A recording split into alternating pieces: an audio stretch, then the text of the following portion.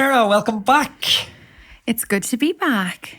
Newbie questions starting on a little bit of a somber note this week. Friend of the show, really enjoyed my podcast with him.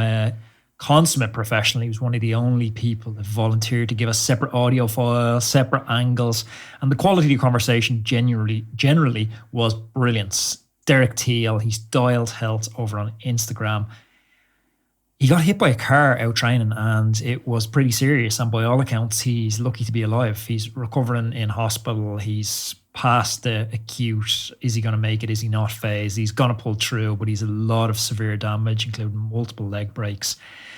I actually found out about him getting hit by the car about 20 minutes after recording a really difficult podcast with Sean Landers, who lost his girlfriend tragically in a road traffic accident. She was out cycling with him and she passed away last year. So it was like a double whammy that evening. I was feeling pretty emotional. Yeah, I mean, obviously Gabby is very close to us.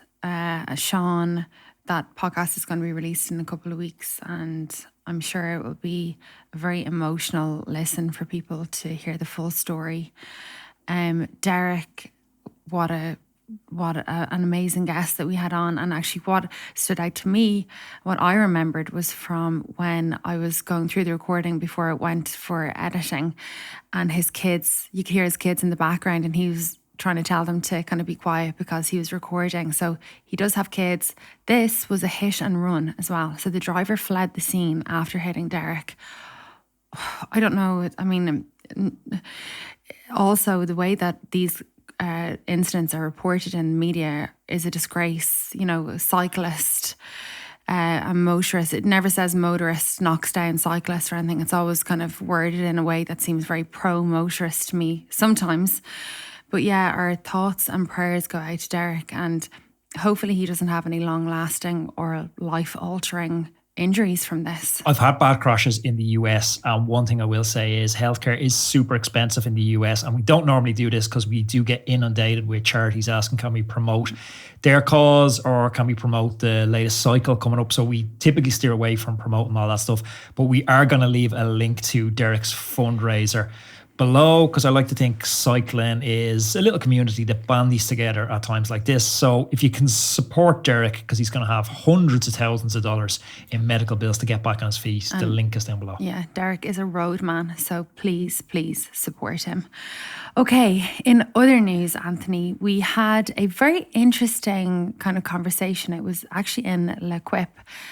L'Equipe. Sorry, my pronunciation is quite poor. I've spent no time in France, so please pardon my... Did you not hear me butchering? Throughout the Tour de France Femme last year, I absolutely butchered every single climb, every single road, every single stage. My French pronunciation is absolutely terrible. And actually, so is my Spanish, which you're going to hear now in a second, because Eusebio, Eusebio, Unzi, the movie star team manager. Learn a difficulty. I don't think you're allowed to say that. But he's the team manager for movie star. Looks like giving deprived oxygen.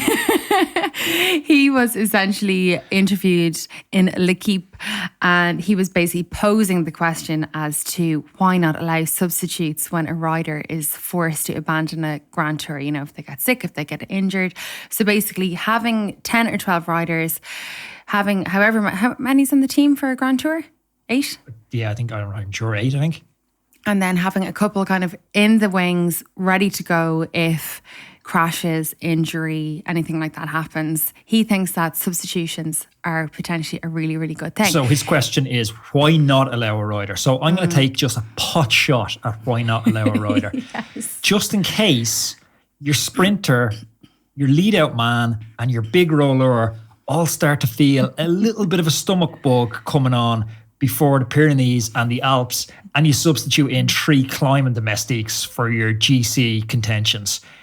It's an absolute shambles of an idea. Yeah, it's really weird, isn't it? Every sprinter in the race is going to start feeling sick in favour of a climber as soon as they get past the flat stages. Yeah, of course. It seems absolutely ludicrous. I was kind of looking up when substitutions were first brought into football. They weren't always a thing, you know. Football's been kind of, the football as we know it, with the rules and regulations started in 1888, and they weren't allowed to bring substitutions in until 1958. So I think his point is like, let's, like soccer, modernize the sport. Let's try something different, and it might kind of keep teams in contention for later on. Like, I totally agree with you. I can see a lot of underhanded things going on here. Common sense. You're not going to bring in, I don't know, maybe you like have silos, and you've like, if you lose a sprinter, you have to bring in a sprinter, but then other sprinters, you know, Sagan could get over the high mountains for a long time and other sprinters can't. Okay, it's a dumb debate because it's never going to happen. Let's move on to the Saudis. Yeah, let's move on to the Saudis. So other news this week from the Middle East, the Kingdom. Yeah, so the Saudi League, this is happening apparently. RG Sports Investment, so that's the sports arm of Saudi Arabia's investment fund. They're just about to press go on a 250 million investment in this project. It's being headed by several major European cycling teams. So this is basically a splinter off. It's a new race that the Saudis are funding. And there's been links to this project with Team Visma, Lisa Bike and Ineos, which is quite interesting. So the teams are really motivated, they say, because they believe that the majority of the profits that the Tour de France, the Giro, all of the big races and all of these big events, all of the profits go to the organisers and not the teams, not the riders. And they want these races structured in a little bit of a different way, a fairer way in their opinion. So this is happening. They're, as I said, they're about to sign the dotted line on all of this.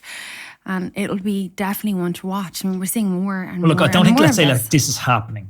This is proposed that it's happening. It hasn't been signed, so it's not happening, definitely. So there's a chance that this could happen rather than it's definitely happening. What strikes me with it is the figure, 250 million. It's absolutely tiny. They're essentially, you're going to buy cycling for 250 million.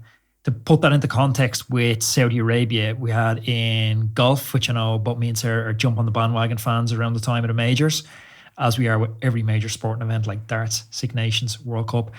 If you jump on the bandwagon, even for a little bit in golf, you'll see there's this debate going on where they've had a breakaway league called the Live League. And one of the top players from the PGA Tour was enticed over to the Live League, John Rahm. So John Rahm alone reportedly got between 400 and 600 million for going across to the Live League. So you're telling me you can buy the entirety of cycling for 250 million, and John Rahm could have earned 600 million? I think they're two different things. I think they are paying to host this new or set up this new league.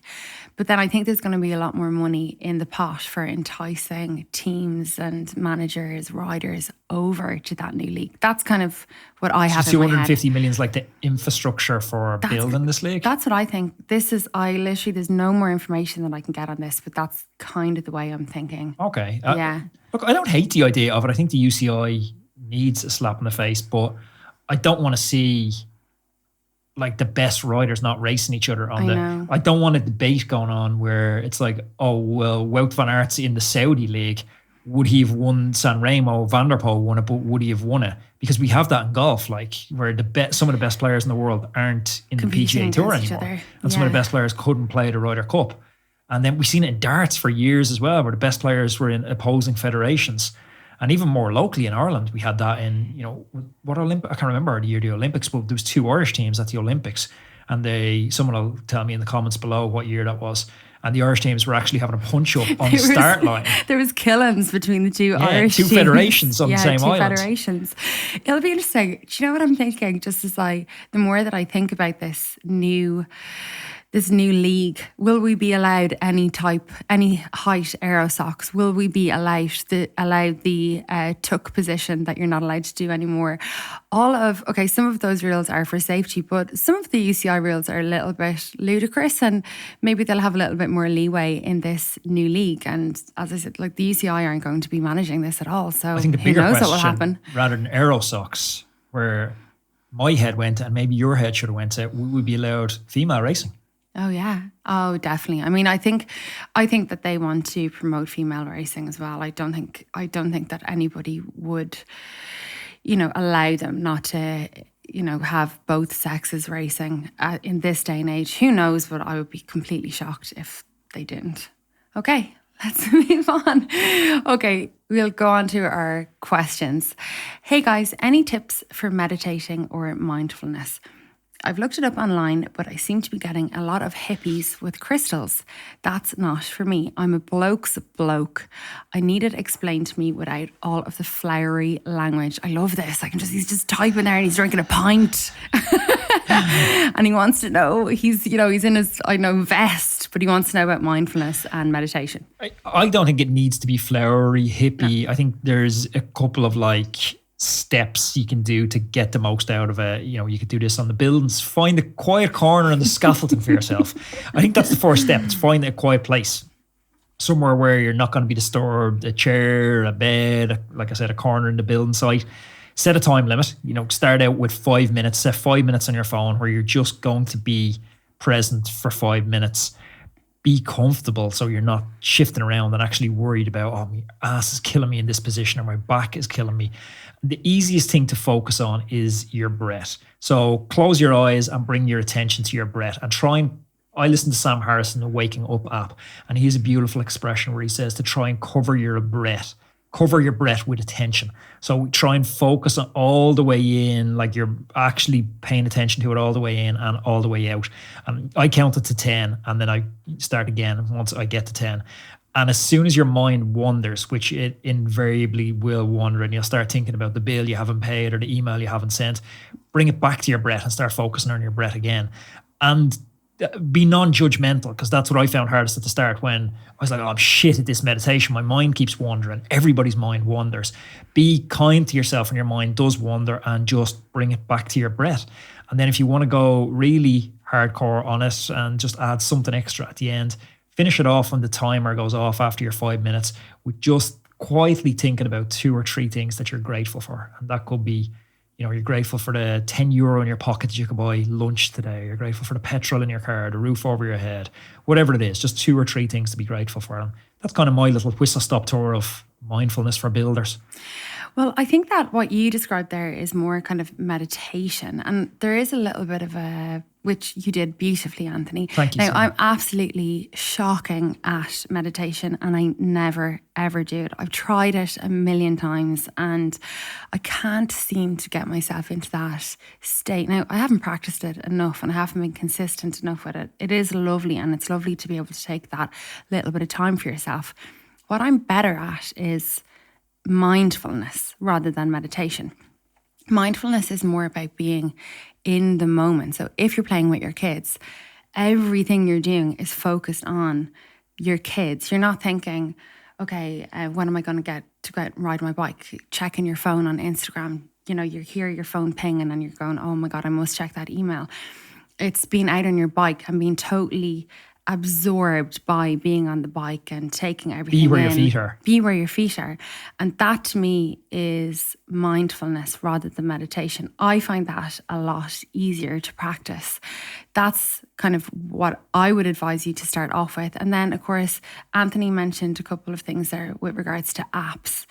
There's as many apps out there as there is grains of sand, for you that will absolutely guide you through a meditation process. So go and check those out and the very best of luck with it. Next one. Okay. Anthony, I listened to your podcast with Tim Spector and I've gone down a rabbit hole on gut microbiome. My journey with food has evolved from when I was young, when I would eat anything just to feel full, to a few years ago looking at food as fuel for my runs, rides and swims. And now, after listening to your podcast with Professor Spector, I now want to dig deep even further to use food as medicine and to help nourish my microbiome. So my question is around diversity. I like to eat plain and simple foods and I mostly eat a balanced diet with protein, carbs and fat. How much diversity do I need in order to keep my gut healthy and happy? It's a good question. I have a podcast coming up with Tim Spector podcast, which you rightly pointed out was really interesting, and it got me thinking outside of the typical confines of macronutrients, because that's what I defaulted to for quite a long time, and actually wasn't eating that many vegetables or fruits. Since the Tim Spector podcast, I've tried to incorporate more variety into my diet while still keeping an eye on macros. But building on that Tim Spector one, we have a podcast coming out with his co-host in Zoe, Dr. Sarah Berry, which is brilliant. And she kind of talks further about why we need that diverse gut microbiome. So different types of food, they have different nutrients and they have different fibers, and they feed a wider range of beneficial bacteria in your gut. And a diverse microbiome, it's generally considered to be more resilient and is associated with better health. I don't know the exact number off the top of my head, but when she told me it was a baffling amount of different foods you need to eat per week, and that's including spices, and even she was considering coffee one food type for this kind of loose definition. But a varied diet typically includes a higher intake of fiber, which is why she recommends, instead of taking say you take orange juice, which we were all taught was healthy for a long time, and you strip the fiber from orange juice and now you just have oranges. But a lot of us have defaulted to saying, okay, we actually don't need the oranges. We could just replace that with vitamin C tablets, but it's not the same. It's not the same structure. You actually told me this after the podcast. I came in this was a revelation, and you're like, yeah, I knew that. Yeah, I think it's if you eat a piece of fruit, it's different to having that in a smoothie, in a juice. If you boil a vegetable, it does have different properties than if you eat it raw. Now, they might vary, or they might be very, very little, it might be very large. But yeah, your food and how you treat it changes how your body reacts to it and what nutrients you're giving your body based on how you prepare it. One of the things she told me that was really interesting is fiber isn't digested by your body. Fiber is fermented by your gut bacteria, and that produces short chain fatty acids. And that's what's critical for the gut health. So that's why we need fiber. I'm not doing full justice to how interesting that podcast is. That's going to be out in a couple of weeks or so, I think. Yeah, and I did I'm sure I don't live up to Dr. Sarah Berry's podcast with you, but I did that was really an good. idiot's guide to gut microbiome, and I'll put the link to that in the show notes as well if you're interested in starting at ground zero. Idiot, is that what you're saying? If this is all complete news to you, you haven't a clue what we're waffling on about, go and check that out as a starter, even if you want to listen to it before the Professor Tim Spector podcast, and then move on to Tim, and then move into Sarah Berry. Exactly. Okay. Anthony, do you think that all young people should get trophies? I was at my kids' sports day a few weeks ago and everyone got a medal, no matter how good or bad you did. At the risk of sounding like an old fart, I totally disagree with this practice. Medals are for winners. They were in my day. What do you think? I'm conflicted. I was reading about Ian Thorpe, who was the prelim to Michael Phelps almost. He was the New Zealand swimmer who just broke every world record and Olympic record and was this phenomenal. And he was really bad at team sports. He tried to play cricket. He tried to play rugby. He was just really bad and not coordinated. And he ended up trying his hand in swimming and things got better. Interesting fact, actually, he's allergic to chlorine as a swimmer. Can you believe that? And he had so many obstacles he had to overcome to actually get good at swimming. Because he was allergic to chlorine, he developed this very distinct style of his head out of the water, which ended up being a lot faster. But super resilient. And that's one of the things definitely that led to his success. But early, he wasn't a very good athlete. And because of that, he obviously wasn't getting trophies and winning stuff. And he could have easily walked away from sport altogether.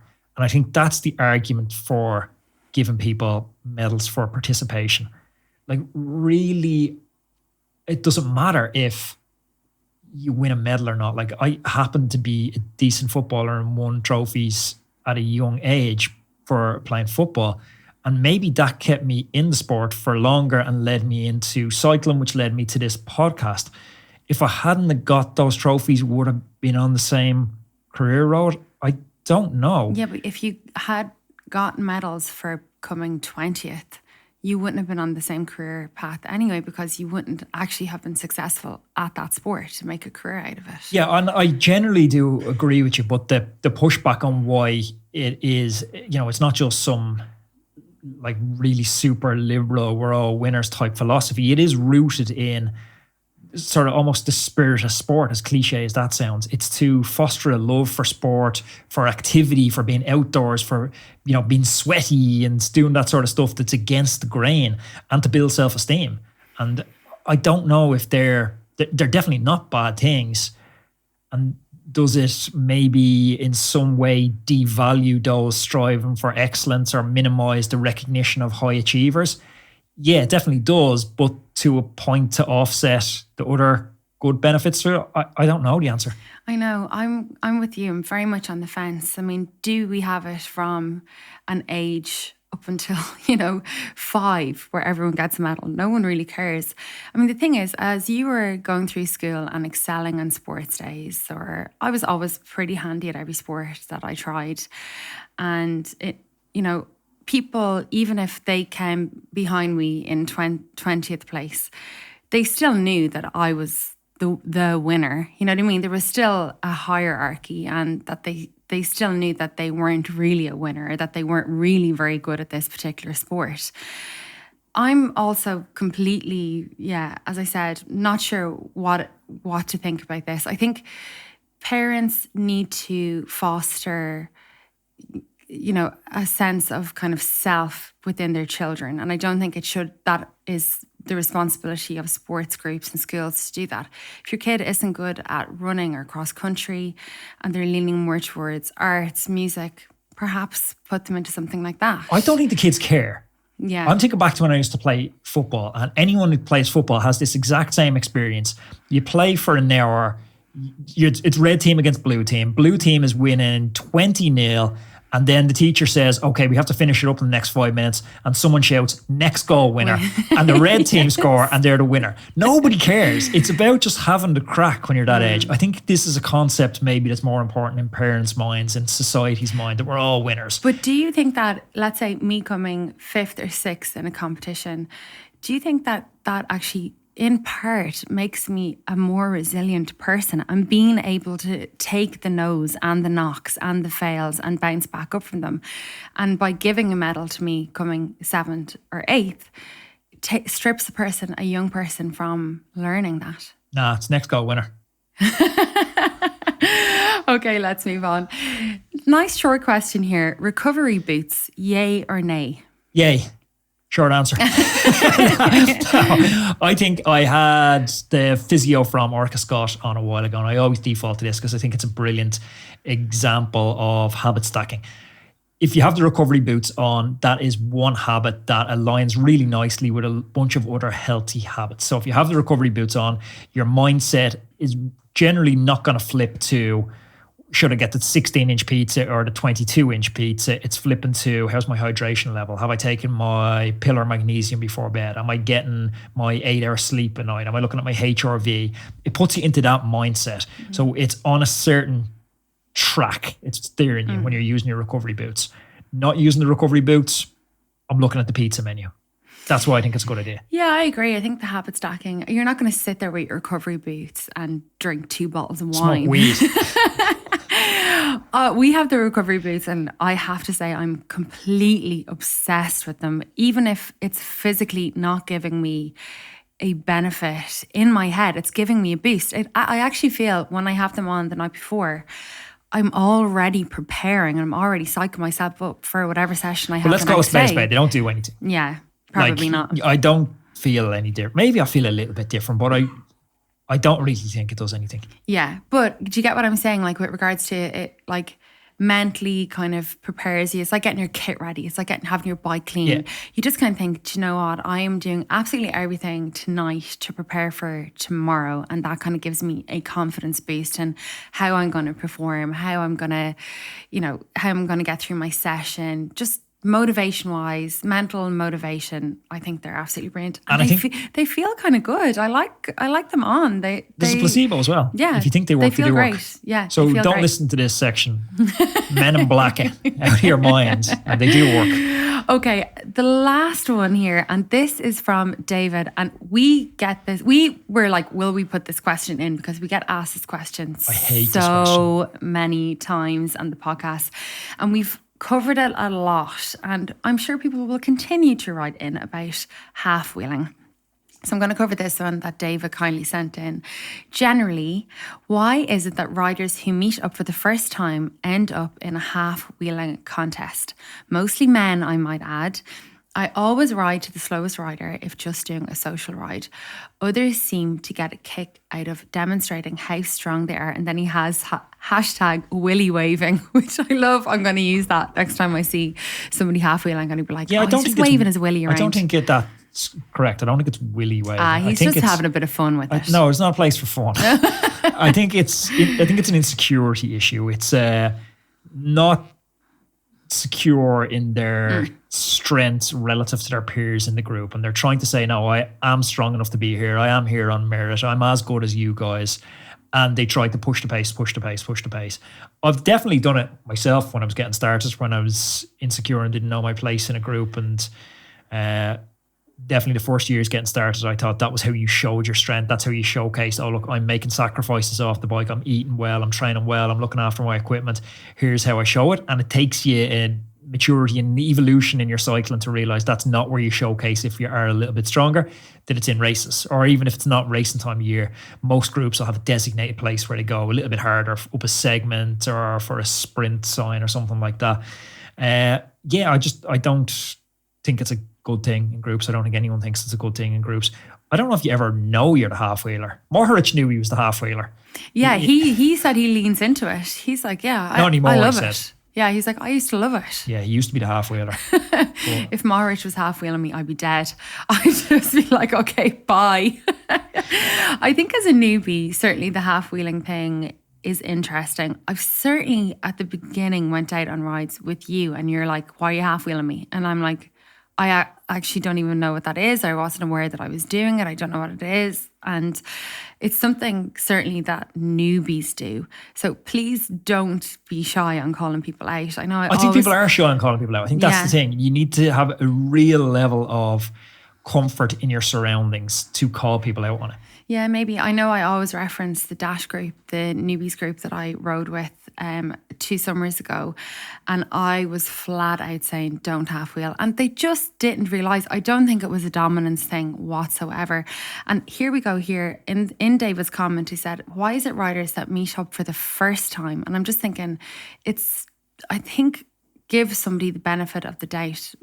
Point it out to them. I don't even think you know what you're doing if it's the first time either. Yeah, I agree. Sarah, to finish up, I've been on MyWhoosh every day. So for anyone in context that hasn't been listening to the podcast or following me on socials, I've been off the bike for 4 weeks because I had a bunch of stitches just under my hairline, which you can't see. So I had 4 weeks where I thought I was going to be like 1 day off the bike, and I was 4 weeks totally off the bike. So I've been digging into the MyWhoosh sessions, and I have been suffering more than a dog for the last week. It's been brutal. Yeah, it's been interesting watching you getting back. I think I'm actually fitter and stronger than you are at the moment. Don't know. I am going to jump in and do a race. I'm going to go through the accreditation on MyWhoosh and do my first virtual race pretty soon. So I'll report back on that one. Yeah, same. And anyone who's been following my social media will know that I've started that process. Why don't you do a podcast on, we talked about this, you might do a podcast on it. Yeah, I might do a full podcast on it because there's a little bit to it. Because I'm not even sure how to do it either. Everybody should get stuck into MyWhoosh racing because there's, not only is it a great way to stay fit, if you're competitive, it's fun, but there's prize money. There's so much prize money. Quit your job. Yeah, quit your job, exactly. Sarah, thanks for chatting. You're welcome. See you next week. Thanks for tuning in. If you enjoyed Sarah's ramblings, there's more of them in this podcast up here. And please do subscribe to the channel because it helps us to get bigger guests and it helps us to continue to fund the channel to make you amazing content. See you next week.